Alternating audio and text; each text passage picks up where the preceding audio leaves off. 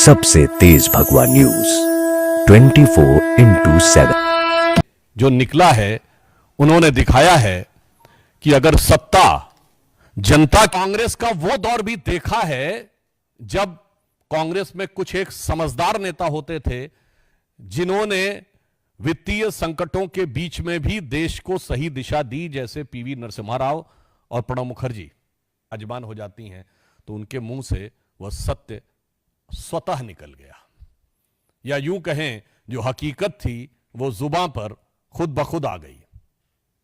अब उसके बाद मैं कहना चाहता हूं कि एक गांधी की कांग्रेस थी और वहां से जो राहुल गांधी की कांग्रेस, यानी एक राष्ट्र के विचार से प्रेरित कांग्रेस, तो यह दर्शाता है कि कांग्रेस जब जब सत्ता में आती है तो जो कहा गया वो कभी पूरा नहीं कर। तो शास्त्री मनमोहन सिंह जी जॉब कर चुके हैं, वो संस्थान बता रहे हैं।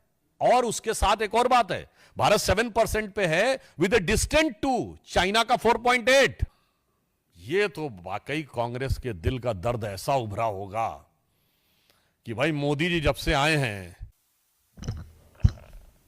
मित्रों, दीपावली के पर्वों की श्रृंखला चल रही है और आज गोवर्धन पूजा और अन्नकूट का पर्व है और ये मां लक्ष्मी यानी वित्त के समायोजन कैसे किया जाना चाहिए उसकी प्रेरणा देने वाला पर्व है, ताकि समृद्धि कैसे आए। और उस समय में कांग्रेस पार्टी के अध्यक्ष के मुंह से जो निकला है, उन्होंने दिखाया है कि अगर सत्ता जनता के लिए संपत्ति और समृद्धि बननी चाहिए तो उनके हाथ में आकर वो विपत्ति बन जाती है। और हम प्रधानमंत्री श्री नरेंद्र मोदी जी के नेतृत्व में किस प्रकार से जन जन के कल्याण के लिए आगे बढ़ते हैं उसका मैं प्रमाण देना चाहता हूं।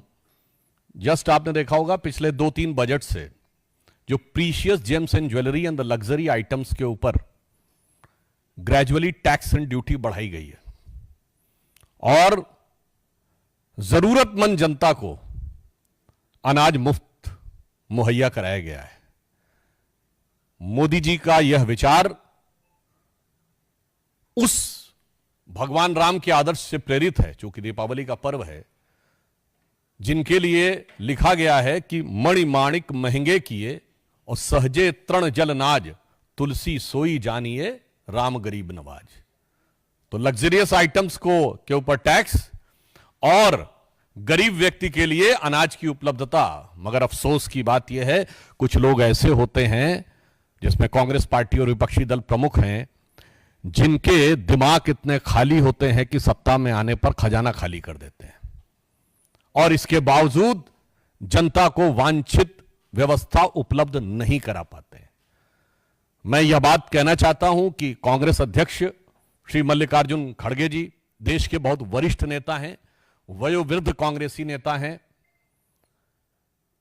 और उन्होंने निश्चित रूप से कांग्रेस का वो दौर भी देखा है जब कांग्रेस में कुछ एक समझदार नेता होते थे जिन्होंने वित्तीय संकटों के बीच में भी देश को सही दिशा दी, जैसे पीवी नरसिम्हा राव और प्रणब मुखर्जी।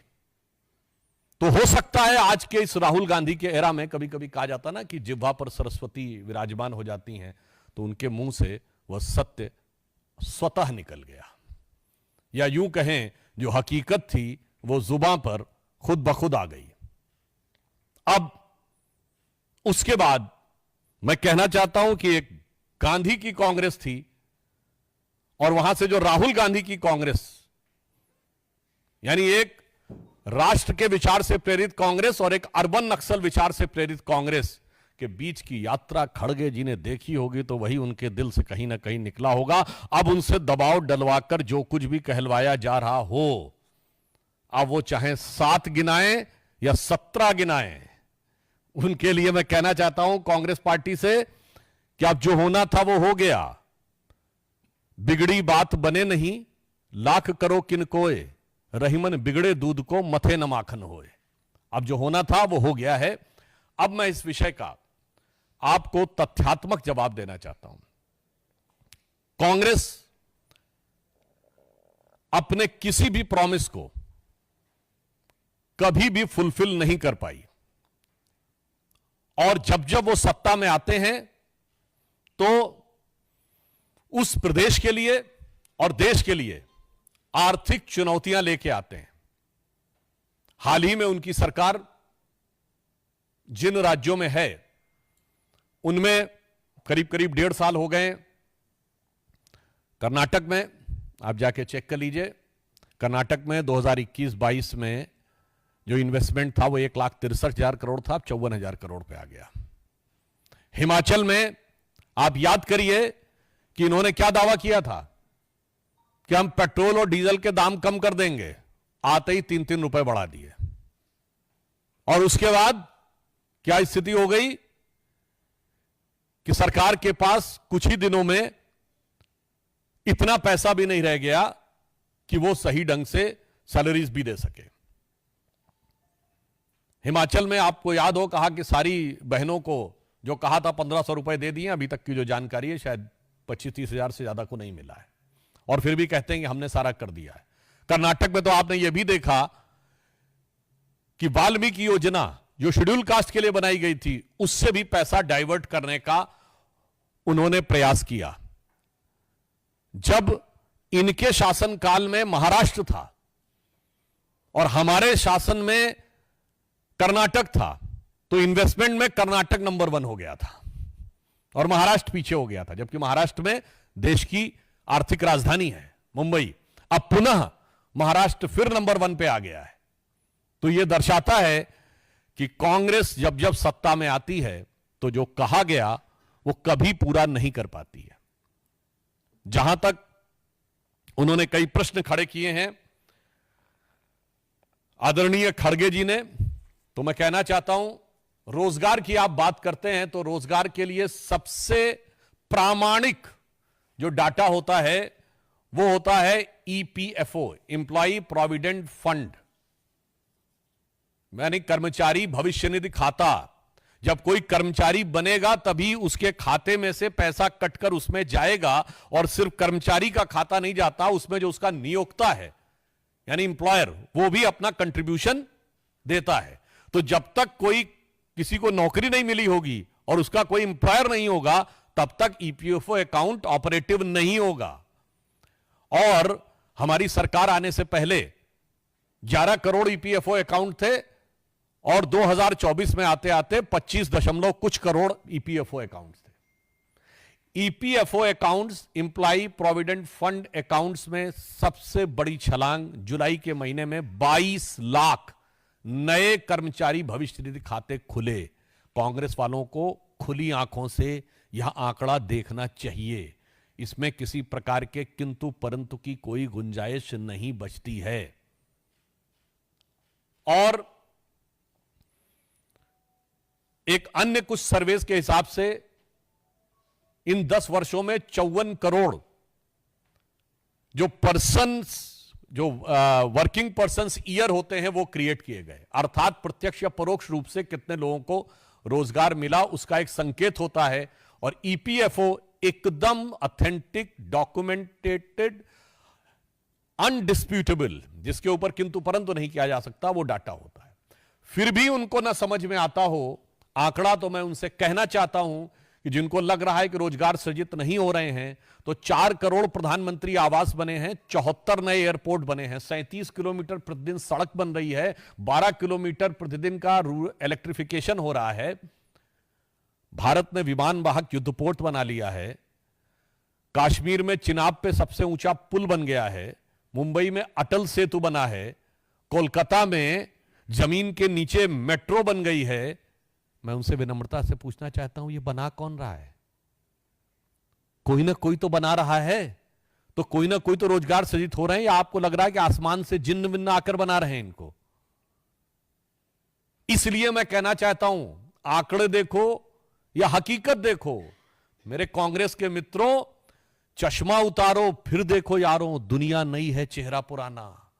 वो पुराना ख्याल छोड़ दो, पुरानी नजर छोड़ो, देखो नजारा कितना बदला हुआ है। ऑटोमोबाइल मैन्युफैक्चरिंग में हम 3रे नंबर के देश बने, मोबाइल हैंडसेट आप सब यूज करते हैं, दूसरे नंबर के मोबाइल हैंडसेट के मैन्युफैक्चरर हैं, असेंबली होती है हमारे यहां, कौन बना रहा है? तो मैंने इस बात का तथ्य का भी जवाब दिया और दूसरी भी बात दिया।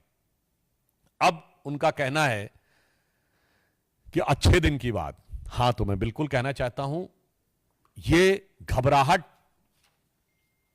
ये बौखलाहट, ये खिसियाहट कांग्रेस में मुसलसल समझी जा सकती है, यानी सतत रूप से समझी जा सकती है।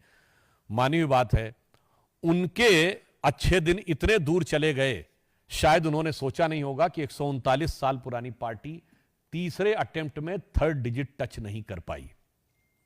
कांग्रेस अपने 139 साल के कार्यकाल के न्यूनतम बिंदु के ऊपर है। कांग्रेस के नेतृत्व ने एक शताब्दी से अधिक के दौर में एक से एक बड़े और महान नेता भी दिए, और कई बार उनका नेतृत्व जनता की नजर में खलनायक भी बना, मगर उपहास का पात्र यदि बना तो पहली बार अब बना है। मुझे लगता है कांग्रेस के लिए इससे ज्यादा बुरे दिन नहीं हो सकते थे, इसलिए उन्होंने अच्छे दिन की बात उनको बहुत दूर की कौड़ी नजर आती हो और ये उनके दिल का मलाल हो, वो उभर के आ जाता हो, तो स्वाभाविक रूप से कहा जा सकता है। अगला उन्होंने बिंदु कहा विकसित भारत की बात। तो हम ये बताना चाहते हैं कि भारत 5वीं बड़ी अर्थव्यवस्था बना है, और just last week International Monetary Fund की चीफ क्रिस्टिना जॉर्जिवा ने यह कहा है कि भारत 7% की ग्रोथ रेट के साथ वर्ल्ड की मेजर इकोनॉमीज में फास्टेस्ट ग्रोइंग इकोनॉमी होगा। मैं कांग्रेस के मित्रों से कहना चाहता हूं, ये भारत सरकार का डाटा नहीं है, वो आईएमएफ और वर्ल्ड बैंक कह रहे हैं, जहां आपके परम आदरणीय सम्माननीय उद्भट वित्त शास्त्री मनमोहन सिंह जी जॉब कर चुके हैं, वो संस्थान बता रहे हैं। और उसके साथ एक और बात है, भारत 7% पे है with a distant to China का 4.8, यानी 2.25% का अंतर है।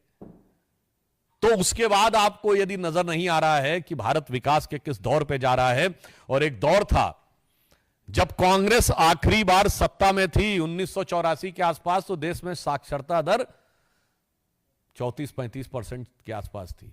आज वो देश जिसके लिए कहा जा सकता था कि यहां तो लोगों की साक्षरता और लिटरेसी कम है, आज डिजिटल ट्रांजैक्शन में दुनिया का 46% ट्रांजैक्शन भारत में होता है। यानी जितनी आपके जमाने में साक्षरता नहीं थी, उससे ज्यादा भारत का डिजिटल ट्रांजैक्शन में हिस्सा हो गया है। अब इसके बाद भी अगर आपको भारत का विकास होता नजर नहीं आ रहा है, तो मुझे लगता है फिर एक बार यह आपके दृष्टि दोष या नजरिए की ही जो बदगुमानी है उसको शो करता है। और फिर हम यह भी कहना चाहते हैं कि उन्होंने कहा ना खाऊंगा ना खाने दूंगा, यह तो वाकई कांग्रेस के दिल का दर्द ऐसा उभरा होगा कि भाई मोदी जी जब से आए हैं तो खाना बड़ा मुहाल हो गया है उनके लिए। जिन जिन राज्यों में उनकी सरकार है उनके लिए भी खाना बड़ा मुहाल हो गया है। और मैं सिर्फ एक प्रत्यक्ष उदाहरण देना चाहता हूं, जब राजीव गांधी जी कहते थे 1 रुपए में से सिर्फ 15 पैसे पहुंचता है, तो ये 85 पैसे खा लिया जाता था। और आप सबको यदि ध्यान न हो तो मैं याद दिलाना चाहता हूं, पार्लियामेंट में एग्जैक्ट स्टेटमेंट जानते हैं राजीव गांधी जी का क्या था? जब दिल्ली से 1 रुपया चलता है तो एक हाथ से दूसरे हाथ से तीसरे हाथ जाते जाते वो घिसते घिसते 15 पैसे पहुंचता है। इसका मतलब 1 रुपए में 85 पैसे घिसते घिसते हाथ पे पहुंच जाता था। और उस हाथ की छटपटाहट अब समझी जा सकती है कि उनके लिए जैसे चल रहा था पहले कि सब जिसे कहते थे कि एक हो तो समझाइए आके कूपही में हियां भांग पड़ी है, सब मिलके अपना जिसको देखो वही आज मदहोश है, भ्रष्टाचार में रहता था, वो दिन चले गए। इस कारण से उनको समस्या लग रही है। अगला पॉइंट उन्होंने कहा कि मैं देश नहीं झुकने दूंगा, ये हमारी क्रेडिबिलिटी है। हमारी सरकार आने से पहले हमने बहुत साफ कहा, terror and talks can't go together. Mumbai में 26/11 का हमला हुआ था नवंबर 2008। ठीक 9 महीने के बाद जुलाई 2009 कांग्रेस की सरकार ने शर्म अल शेख में कांग्रेस के और पाकिस्तान के साथ एक ऐसा शर्मसार एग्रीमेंट साइन किया था जिसमें लिखा था कि आतंकवाद से शांति वार्ता प्रभावित नहीं होगी। हमने कहा आतंकवाद के साथ शांति वार्ता नहीं होगी। और ये पिछले 10 साल भारत के इतिहास के इकलौते 10 साल हैं जब हमने पाकिस्तान से कोई ऑफिशियल बाइलेटरल डायलॉग नहीं किया। There is no official bilateral dialogue, कोई औपचारिक द्विपक्षीय वार्ता नहीं हुई। अभी चीन के साथ जो हमारा समाधान निकला है उसकी तो पिक्चर्स अवेलेबल हैं कि वो बहुत साफ देखा जा सकता है। एक दौर था जब आप दबते चले जाते थे, हमने देश को झुकने में उस सीमा तक लाए हैं। झुकने की बात करते हैं, आपके जमाने में आता था कोई, घुस के मार के चला जाता था। और मुंबई, दिल्ली, चेन्नई, नागपुर, जयपुर, गुवाहाटी, लखनऊ, फैजाबाद, वाराणसी, कौन सा ऐसा इलाका था जहां नहीं आते थे। अब और हम सिर्फ जाके करुण पुकार करते थे संयुक्त राष्ट्र संघ में कि देखो भाई, हमारा पड़ोस का मुल्क जो हमसे कमजोर है और हमसे छोटा है वो हमको सता रहा है। आज भारत जाता है और घुस के मार के आता है। उसके बाद उन्हें लग रहा देश नहीं झुकने दूंगा। तो मैं याद दिलाना चाहता हूं उनको, मसूद अजहर को हमने आतंकवादी घोषित करवा लिया यूएन से। चाहे कोई भी देश हो, बहुत कोशिश की, बड़े बड़े देशों ने कोशिश की, नहीं रोक पाए। तो वास्तविकता में प्रधानमंत्री जी ने जब कहा था कि विकसित भारत बनाना है, उसके साथ साथ अपने स्वाभिमान को भी बड़ा करना है। और आज स्थिति यह है कि भारत उस स्वाभिमान के साथ खड़ा है कि प्रधानमंत्री श्री नरेंद्र मोदी जी इकलौते राष्ट्राध्यक्ष हैं जिसने 1 महीने के अंदर पुतिन को गले लगाते हुए भी देखा और जेलेंस्की को भी गले लगाते हुए भी देखा। जिसे रूस के राष्ट्रपति पुतिन ने भी अपने घर में विशेष मेहमान के रूप में सत्कार किया, तो अमेरिका के राष्ट्रपति ने भी व्हाइट हाउस में स्टेट गेस्ट का दर्जा देकर उनका वैसा ही सत्कार किया।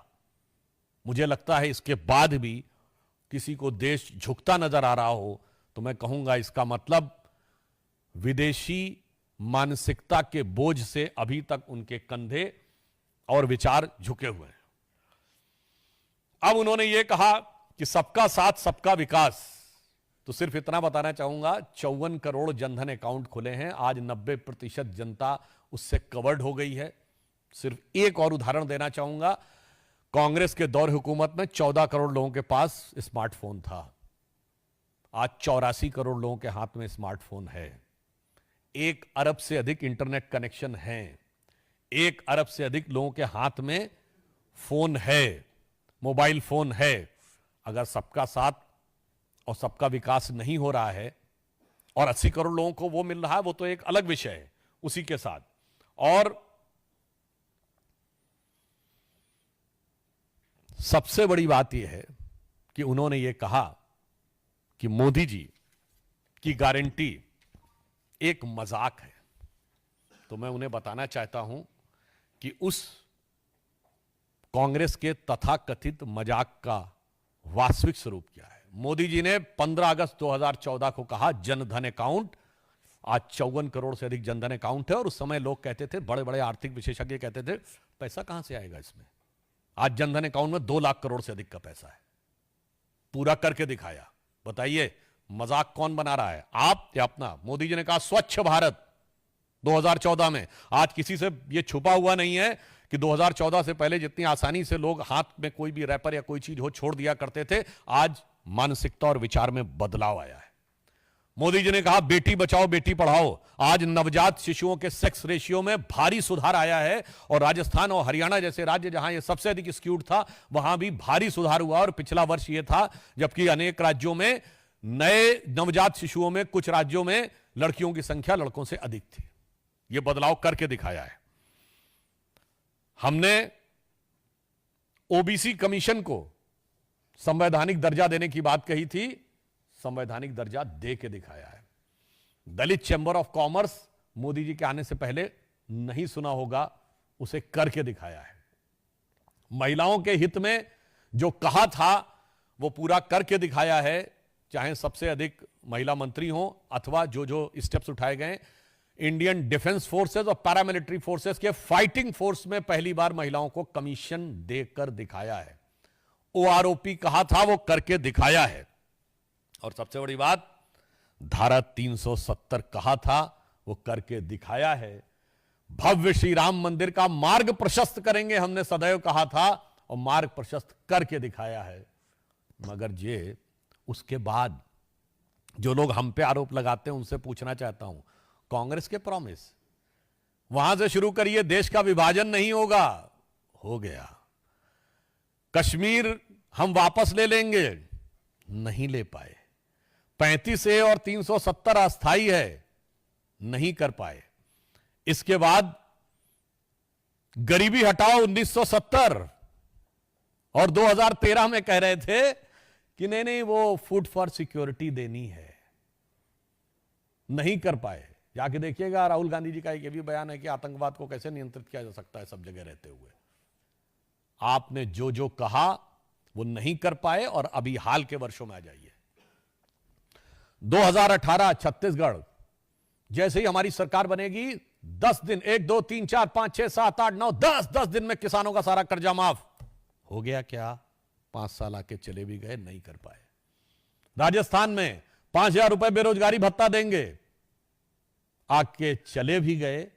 मतलब जब ईवीएम ने अच्छा काम किया था 2018 में आ गए थे, और 2023 में जब ईवीएम ने गड़बड़ काम कर दिया तो वो चले गए, बेचारे काम नहीं कर पाए।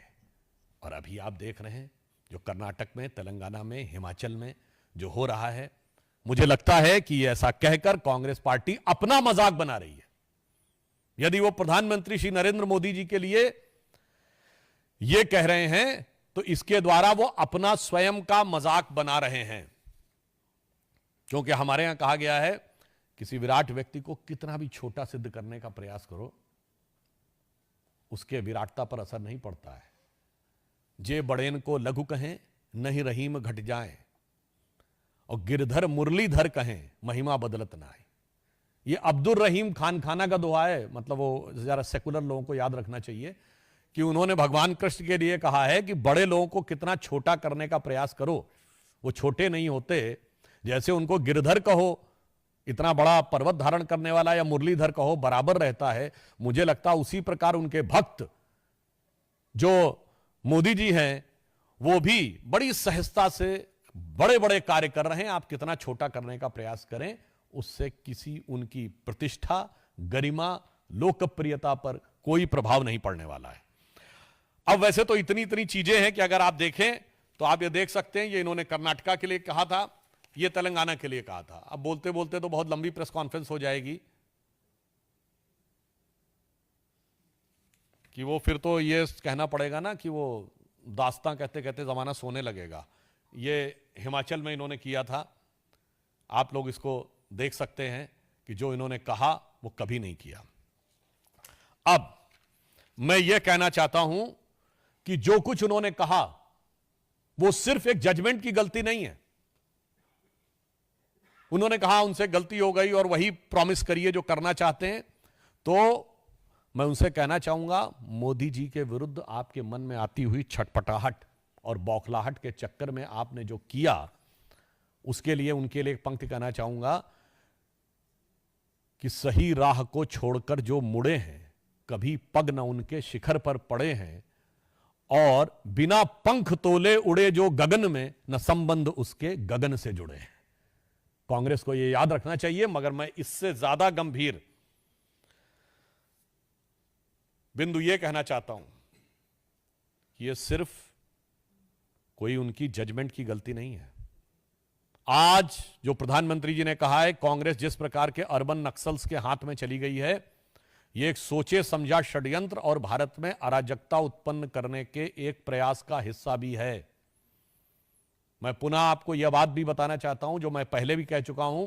इन्होंने कहा था 8,500 खटाखट स्कीम देंगे, यानी 1 लाख रुपए हर परिवार की एक महिला को देंगे। भारत में कितने परिवार हैं? 140 करोड़ की जनसंख्या को 4.5% पर फैमिली है, उससे डिवाइड करिए, 31 के आसपास आता है, यानी लगभग 31 करोड़ परिवार हैं। और आप कह रहे हैं हर परिवार की हर महिला को 1 लाख देंगे। इसका मतलब 31 लाख करोड़ रुपया आप बांटने का प्रॉमिस कर रहे थे, और जाकर बजट में चेक कर लीजिए, पिछले बजट में भारत की जो रेवेन्यू रिसीप्ट है यानी राजस्व आय है वो 26,80,000 करोड़, यानी 27 लाख करोड़ भारत की कुल आमदनी नहीं है। और ये 31 लाख करोड़ बांटने का कैसा वादा किए थे, जैसे पॉन्जी स्कीम वाले लोग करते हैं। गरीब और अशिक्षित महिलाओं के हाथ में जाकर उन्होंने वो कागज थमा दिया था और कहा था इस पे अपना नाम लिख दो और 4 जून के बाद आकर ले जाना, और आपने लखनऊ से लेके बेंगलुरु तक